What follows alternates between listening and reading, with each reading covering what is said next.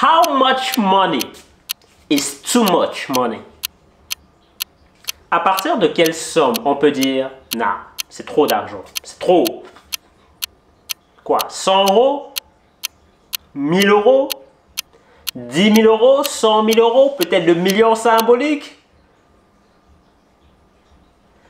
Et si je vous disais 143 milliards 950 millions de dollars? Parce que telle est la somme que possède l'entreprise dont nous allons parler aujourd'hui. Cash.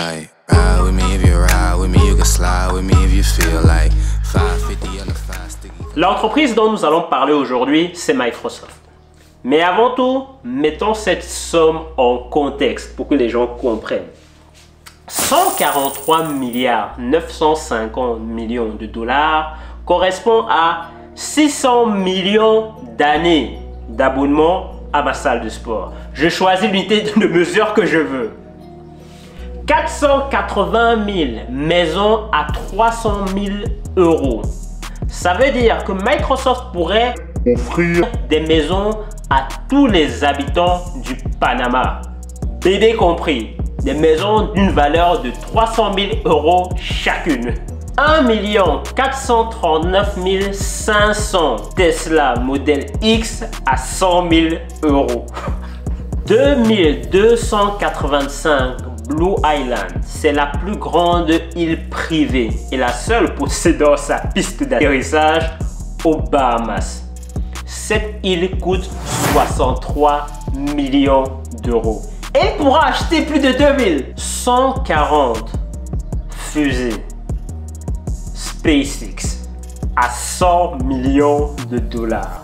Et plus important même encore, 666 millions d'années d'abonnement premium Netflix. Qu'est-ce que Microsoft? Microsoft est une entreprise technologique américaine fondée le 4 avril 1975 à Albuquerque, New Mexico, aux États-Unis, par ce monsieur, Gates. That boy is good. Bill Gates et son ami d'enfance Paul Allen. Microsoft développe des logiciels, des services, des appareils et des solutions dans le monde entier. En juin 2023, Microsoft compte 221 000 employés temps plein dans le monde entier, dont 120 000 aux États-Unis. Le CEO actuel s'appelle Satya Nadella et il est payé 9 280 000 dollars. Awesome. Parlons du business de Microsoft. Microsoft propose toute une série de produits et services. Des systèmes d'exploitation, Windows 11 actuellement, des applications de productivité comme la suite Office, qui s'appelle maintenant Microsoft 365 et qui comprend Word, Excel, Outlook, Microsoft Defender, OneDrive, Microsoft 365 App, PowerPoint, OneNote, Clipchamp qui permet de créer des vidéos et Microsoft Copilot qui utilise l'intelligence artificielle pour effectuer des tâches de manière plus efficace. Des logiciels de collaboration comme Microsoft Teams, le Microsoft Cloud qui est une plateforme cloud intégrée et ouverte qui couvre 6 domaines essentiels. Sécurité, infrastructure, innovation dans le numérique et les applications, données et intelligence artificielle, applications professionnelles et travail moderne.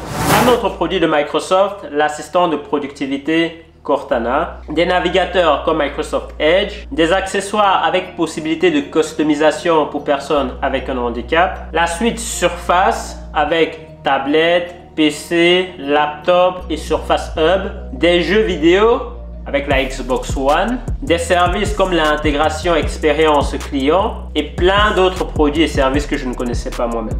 Toutes ces innovations ont permis à l'entreprise de voir passer son chiffre d'affaires de 16 005 dollars en fin 1976 à 318 milliards 310 millions de dollars en 2023. Et Microsoft fait son entrée en bourse le 13 mars 1986. That boy is good. Maintenant, Passons à la question qui intéresse tout le monde. Faut-il investir ou pas dans Microsoft? Vous savez, je parle facilement milliards par-ci, milliards par-là, mais j'ai dû écrire le nombre sur du papier. J'ai écrit, j'ai compté les zéros. Vous savez, quand il y a tellement de zéros, à un moment, vous devez vous arrêter parce que vous n'êtes pas sûr si vous êtes trompé ou pas. Vous devez recommencer encore. 1 million de secondes, c'est environ 12 jours. 1 milliard de secondes, c'est environ 32 ans. Comparer 1 million à 1 milliard, c'est comme comparer Yamcha à Son Goku. Doesn't make any sense. Donc quand vous entendez qu'une entreprise possède 143 milliards 950 millions en cash, en banque, on ne parle même pas de leur patrimoine immobilier et de leur richesse matérielle. On parle du cash qu'ils possèdent. Ils n'évoluent pas dans la même réalité que la classe moyenne que nous sommes. Tout le monde aujourd'hui parle d'investir. Mais vous ne pouvez pas investir dans une classe qui n'est pas la vôtre. Et je n'ai rien contre l'investissement dans l'immobilier. Quelqu'un de classe moyenne qui investit dans l'immobilier, il faut se former, il faut chercher le bien, il faut le trouver, il faut l'aménager, ensuite il faut le mettre en location. Les plus chanceux réussissent éventuellement à dégager un cash flow de 100 ou de quelques centaines d'euros par mois. Je pense sincèrement que quelqu'un de classe moyenne qui travaille, au lieu d'envisager d'investir dans l'immobilier,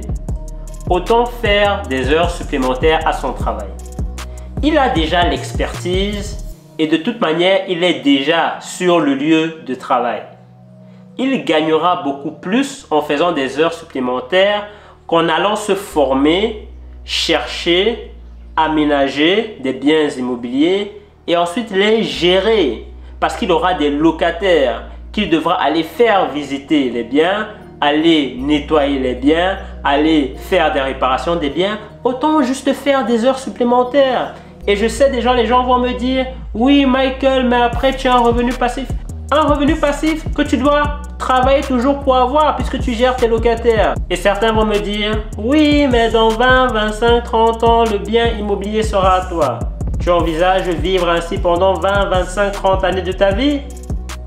C'est un choix personnel. Sincèrement, je pense que la meilleure chose à faire, c'est de faire des heures supplémentaires, gagner en compétences et en expertise et juste trouver après un travail qui te paye bien plus. Ou avec l'expertise qu'on a déjà à son travail, ouvrir sa petite affaire sur le côté pour ceux qui sont plus gourmands et développer cette affaire-là en parallèle. Les retours sont plus intéressants. Et les gens le savent déjà. Pour moi, la bourse dans les niveaux d'investissement arrive avant l'immobilier. L'immobilier, je m'y consacrais éventuellement pour diversifier mes sources de revenus. Mais mon premier investissement ou mon investissement principal, c'est mon business et la bourse. L'immobilier, pas pour moi. Donc, investir dans Microsoft ou pas, moi personnellement, j'ai investi dans Microsoft et je continue à le faire. Pourquoi? Première raison pour laquelle j'ai investi dans Microsoft, les performances de cette entreprise. Une capitalisation boursière de 2,7 trillions de dollars, un price to earning de 36, bon, ce n'est pas l'idéal mais ça va encore, un earning per share de 10,30, un dividende de 0,80, ce n'est pas grand chose mais on prend quand même. Ça signifie que le 14 février, tous ceux qui possèdent un capital investi dans Microsoft toucheront en dividende 0,80% du montant investi tout au long de l'année. Un price to sales de 12, un price to book de 12 aussi qui sont légèrement élevés. On a un profit margin qui est de 35% et un operating margin de 47% qui est encore mieux que Apple si on compare, qui a un profit margin de 25 et un operating margin de 30. Donc Microsoft réussit à être plus profitable dans ses opérations que Apple. Un revenu de 218 milliards par an. On a vu le cash en total qu'ils ont de 143 milliards 950 millions avec une dette de 105 milliards. Donc ça signifie que uniquement avec leur cash aujourd'hui, Microsoft pourrait rembourser l'entièreté de leur dette. Ça, c'est quelque chose que j'adore voir chez une entreprise. lorsque uniquement le cash pourrait rembourser toute la dette. Un payout ratio de 26,36%. Ça signifie que du cash flow, 26,36% sont utilisés pour payer le dividende aux investisseurs, ce qui est très bien parce que tant que c'est en dessous de 70%, ça me va, mais vraiment 26% de payout ratio, c'est parfait. Maintenant, quand on voit les finances, c'est ça qui est très intéressant. Quand on voit par exemple le revenu depuis 2020, on est passé de 143 milliards de revenus par an en 2020 à 168 milliards en 2021, à 198 milliards en 2022, ici à 211 milliards en 2023. Donc, on a un revenu qui est en constante évolution, ce qui est très bon signe par rapport à la santé de l'entreprise et quand même des grandes évolutions. C'est plusieurs dizaines de milliards à chaque fois. Très intéressant. Très intéressant aussi, on voit que le nombre de parts issues par l'entreprise diminue au cours des années. On était à 7 500 actions disponibles en 2020. On est diminué à 7 519 en 2021 et puis on est diminué à 7 464 en 2022 et 7 432 en 2023. Qu'est-ce que ça signifie? Ça veut dire que si vous êtes un investisseur dans Microsoft, à chaque fois que l'entreprise rachète des parts de l'entreprise qu'elle a données à l'extérieur et qu'elle rachète au nom de l'entreprise, vous possédez plus de parts de l'entreprise sans même racheter de nouvelles parts. Donc, une entreprise qui rachète des parts de l'entreprise, c'est toujours un très bon signe. Ça veut dire déjà que l'entreprise croit en elle-même, mais ça veut dire aussi qu'elle donne plus de pourcentage d'appartenance de l'entreprise à ses investisseurs. Et ce qui est aussi très important à noter ici, c'est le free cash flow. Donc, le free cash flow, c'est la somme qui reste lorsque l'entreprise a payé toutes ses obligations, a réalisé toutes ses opérations. Donc, on a 45 milliards de free cash flow qui était disponible en 2020. On est passé à 56 milliards en 2021, 65 milliards en 2022. On a rediminué un peu en 2023 à 59 milliards. Mais on voit ici, quand on regarde les 12 derniers mois écoulés, on est remonté à 63 milliards de free cash flow. Donc, on a un free cash flow qui est généralement à la hausse.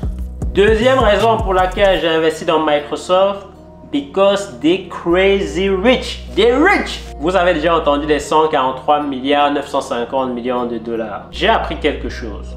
Que ça plaise ou pas, ce sont les riches qui prennent les décisions et qui décident à quoi va ressembler le futur. C'est la simple réalité du monde dans lequel nous vivons. Et Microsoft est tellement riche qu'avec leur cash, ils pourraient acheter l'entreprise Mercedes 2 fois en cash et avoir encore suffisamment d'argent pour aller acheter l'entreprise Peugeot 2 fois en cash et avoir encore quelques milliards pour aller je ne sais pas faire quoi. This is some epic level rich. This is crazy. Wow. Et la dernière raison pour laquelle j'ai investi dans Microsoft, c'est pour l'impact que l'intelligence artificielle a déjà et va encore avoir sur le monde. Et Microsoft est l'une des entreprises les mieux positionnées pour exploiter cette opportunité. We'll get to the top together. Bye bye.